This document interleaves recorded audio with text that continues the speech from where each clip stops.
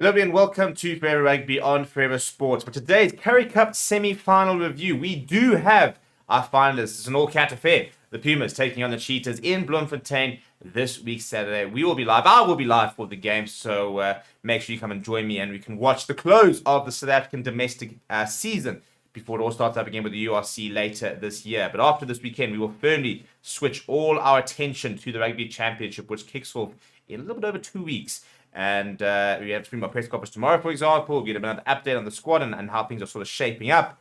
But it should be interesting to sort of see how these two teams go about their business in the final. You know, I think in the semi-finals, we saw a Pumas and a Cheetahs side who went in as underdogs, especially the Pumas who played away, but took on two unions which just, for whatever reason, aren't getting it right enough at the moment. And you look at that Bulls side, and there was no reason to have lost that game, but by any means. You know, if you look at the players available, you look at the team, and they should be beating that Cheetahs side, and yet they got outclassed.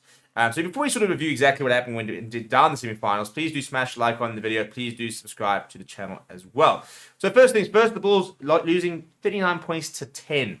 Muran Penal taking 22 points. Absolute masterclass of him, including 6 penalties, which sort of showed you the symptoms of a very ill-disciplined Bulls performance.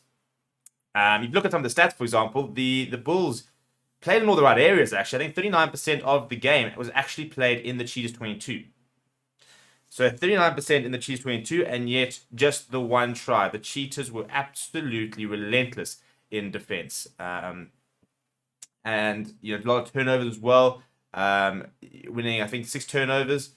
Bulls lost possession 20 times, 20 turnovers lost. So it was a very ill-disciplined performance from the Bulls. But again, you know, you look at the Cheetahs' defense. Victor Sekikete, for example, completing 14 tackles. Renier Bernardo, 11 tackles, 25 tackles between the two lock pairs. Cleveland Amova getting through 11 tackles. You know, the top 3 tacklers were all Cheetahs players, which sort of showed you, you know, really sort of the never die attitude. But I think, you know, this Bulls side is just, I don't know if it's a mental issue, but there's no reason that they should be losing that game. They've got all the players, they've got everything they need, they've got all the tools. But just, you know, ill discipline and that yellow card to Jan Hendrik Wessels towards the end of the game, I think sort of really sort of summed it up. But yeah, and then if we look down in Durban, then again, you know, a Sharks side which was not the strongest Sharks side. You know, they very much had a different approach than the Bulls. They went and they played their Currie Cup side, in inverted commas. And so it wasn't a lot of the URC players. There were a couple, you know, the likes of Henko, Fenter, Vincent, Tuka, Kern Bosch coming off the bench, for example. Carly Sari and Tuka coming off the bench as well. Very surprised those sort of two didn't start, really. But I think they just tactically got it so wrong. You know, they really play. I mean, they played an incredibly kicking dominant game, which generally is fine. You know, kicking is not the issue.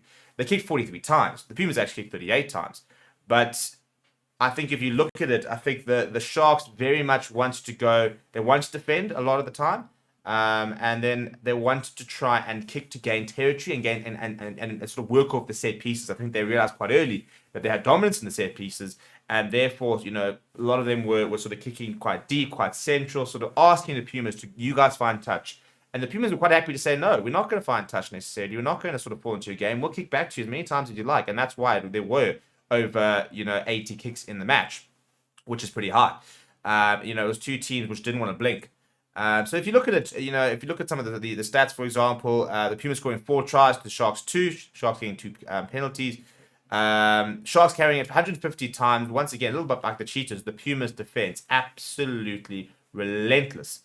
If you go look at territory, Sharks had 55% of the territory, played most of the game in you know, between that sort of the halfway and the 22 of the Pumas. The Pumas are pretty well making sure they didn't play too much in the 22. The Pumas were very clinical though. They had 7 entries to the 22 and an average point score of 3.7. The Sharks had 9 entries to the 22 and an average point score of 2.2. If you look at the set plays, for example, the Sharks 71% scrum success rate. They didn't lose a line out. They were much better at the set pieces, but when it comes to you know, the attack, for example, despite having 150 carries compared to Pumas 89, they had 162 post contact meters. Pumas had 143 post contact meters in nearly half the amount of carries. No line breaks for the Sharks, for example. A little bit stagnant. They just didn't have any sort of real creativity, especially in the back line. I just don't think they really turned up and had too much, really to offer. If you look at the Pumas, 93% tackle success rate, and they had to make 169 tackles, missing just 12. Sharks were asked to make less than half of those tackles and also missed 12. So again, a Puma side which had a lot of energy, a lot of different sort of variation and stuff like that, and it just worked.